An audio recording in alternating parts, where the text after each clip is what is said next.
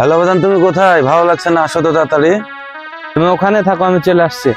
আচ্ছা ঠিক আছে। আচ্ছা আচ্ছা। বাজান, কি হয়েছে তোমার?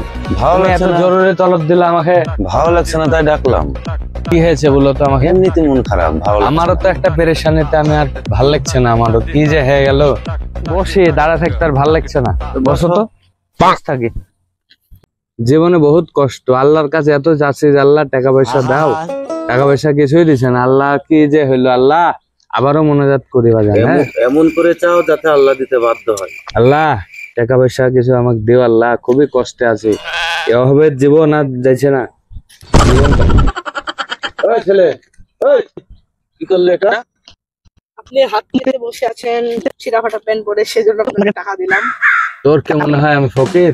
দেখে তো ওটাই মনে হয়। তোর কি আমাকে দে ফকির মনে হয়? ওটাই মনে হচ্ছিল।